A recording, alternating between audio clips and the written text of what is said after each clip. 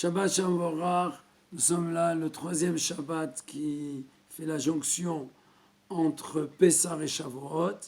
Donc il y a 6 Shabbats qui nous séparent dans ce Homer de 49 jours. Et nos sages nous disent que la sortie d'Égypte nous amène au don de la Torah.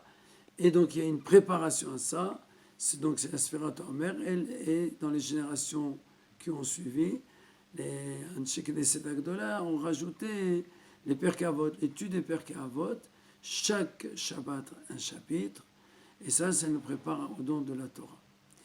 Donc nous sommes dans le troisième chapitre de Perkei Avot, ce troisième Shabbat, et Acheremot Kedoshim. Bien sûr en Israël c'est un peu décalé, c'est Emor, mais on se rattrapera dans Be'ar Bechukotai. En tout cas, tout le monde lit le troisième chapitre de Perkei Avot ce Shabbat. Et le chiffre 3, c'est déjà un chiffre en lui-même qui nous rapproche du don de la Torah. Comme nos sages nous disent que le don de la Torah est lié avec le chiffre 3. Le chiffre 3, c'est le shalom. Quand on a deux, on a opposition, puisque ce n'est plus les mêmes. Et le troisième, il vient pour mettre la paix. Donc c'est la même chose pour le don de la Torah. La Torah fait la liaison entre Akadosh Baruch Hu et ce monde matériel. Dieu veut se dévoiler dans ce monde matériel, ce monde matériel veut s'élever vers Dieu. De quelle manière on peut faire ce shalom-là? C'est grâce à la Torah.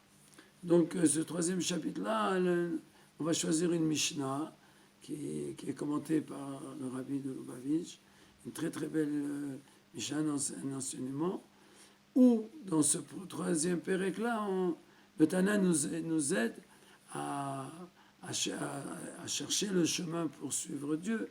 Il dit qu'une des trois choses sur lesquelles on doit réfléchir, c'est d'où on vient de Dieu, et qu'on arrive à des niveaux très hauts grâce à Torah Mitzvot, et que bientôt on devra donner din vecheshbon. Alors din vecheshbon, ça veut dire on doit donner le din, la loi, le cheshbon et le calcul. C'est-à-dire qu'après 120 ans, donc on doit donner la loi de tout ce qui s'est passé avec nous, qu'est-ce qu'on a pu obtenir. Maintenant, si on traduit les mots din, qui veut dire la justice, c'est-à-dire la loi, cheshbon, le compte, tout ce qui a été fait, on trouve que ce n'est pas écrit dans l'ordre. Parce que normalement, on aurait dû dire cheshbon vedin. D'abord, on fait les comptes, et après, on fait le din. Le din, c'est-à-dire la loi, puisqu'on a compté tant de mitzvot, tant de bonnes actions, donc la loi elle veut qu'on ait telle et telle récompense. Et là, c'est l'inverse. On nous dit d'abord din et rejban. Alors pour comprendre cela, on va voir une explication du Baal Shem Tov sur une autre Mishnah, qui est aussi dans le troisième chapitre. La Mishnah, elle nous explique comment ça va se passer après 120 ans.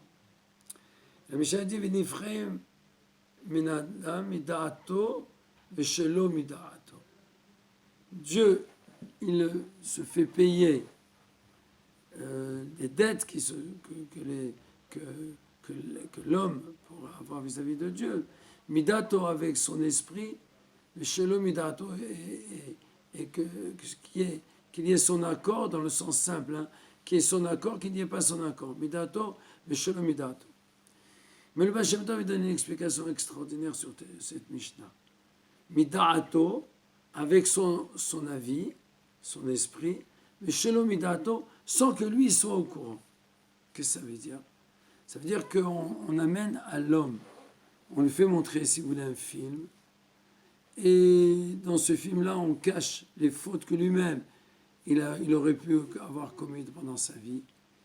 Et tout le long du film, l'homme, il donne ses commentaires. Il dit, celui-là, il mérite ça. Celui-là, il mérite ça. Et une fois qu'on a terminé le film, on dit à l'homme, on t'a fait passer le film de ta vie. Et toi-même, tu t'es jugé. Parce que tu as dit ça, et ça, et ça. Celui-là, il mérite ça, celui-là, il mérite ça. Donc, c'est-à-dire qu'on a fait le din, et après, on a fait la loi. Et après, on a fait le cheshbon, on a fait le compte de tout ce que l'homme a commenté tout le long de cette belle histoire-là. Alors, ça veut dire que c'est l'homme lui-même qui se juge. Et en se jugeant lui-même, après on fait le cheshbon. Et le Baal Shem Tov, il explique pourquoi ça se passe de cette manière. Pourquoi le tribunal n'est pas assez grand, n'a pas la possibilité de le juger. Pourquoi c'est l'homme qui doit d'abord se juger lui-même. Le Baal Shem Tov explique que puisque chacun de nous, qui s'appelle Israël, il a une neshama, et cette neshama, c'est Chelek Elokam Imal Mamash, une partie de Dieu lui-même. Juger un juif, juger une neshama qui était dans ce monde, revient à dire qu'on juge Dieu lui-même. Puisque la neshama, l'âme, c'est une partie de Dieu, ça fait partie de l'essence de Dieu. Et une essence, ça ne peut pas se partager. On fait partie, on fait une seule chose avec Akadosh Baruch Hu. Comment un malach, même le plus grand, pourrait juger Akadosh Baruch Hu? Donc c'est l'homme lui-même qui peut se juger. Et en réalité, ça fait partie aussi de son nom, Israël. On dit que... De quoi on parle ici? On parle d'un juif qui aurait fauté. Et on l'appelle Israël. Et on dit même ce juif qui a fauté, Afalpi Shechata Israelou, même qu'il a fauté, il s'appelle toujours Israël. C'est-à-dire que le Shem Haetzem, le nom de l'essence même du juif, il est au-dessus des fautes.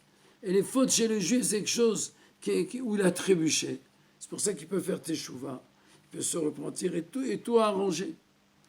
Et Israël, justement, le Baal Shem Tov s'appelait Israël, parce qu'il était là pour réveiller la neshama de chaque juif. Et quand on crie dans l'oreille de quelqu'un qui s'est évanoui, on lui crie son nom, alors il se réveille. Son nom, il est attaché avec son essence. Et c'est ça ce que la Mishnah nous enseigne.